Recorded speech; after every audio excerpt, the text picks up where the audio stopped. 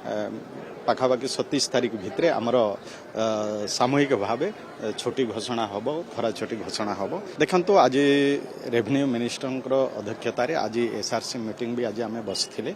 एवं से भी निष्पत्ति आम कम दिन भितर माननीय मुख्यमंत्री अप्रुवाल आम पठाइचे आपण मैंने जानवे कम दिन भितर पाखापाखि 27 तारीख भितर आमर सामूहिक भाव छोटी घोषणा हम खरा छोटी घोषणा हम ये माननीय मुख्यमंत्री सहित भी आलोचना सरी विधिवत भाव घोषणा है प्राय 27 तारीख भितर हो जाइपे आम जेहेतु निष्पत्ति नहीं सारी पठाइचे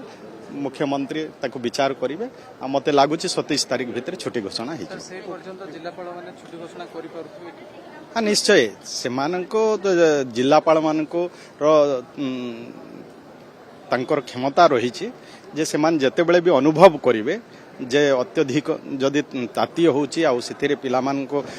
प्रभावित करूची आ सेटा जते बळे जिल्लापाल माने एकथा को अनुभव कले सेते बळे से माने छात्र छात्रींकर तांकर सुरक्षा दृष्टिकोणरू से माने निष्पत्ति नहीं पारिबे सेतिर कोनोसी असुविधा नै।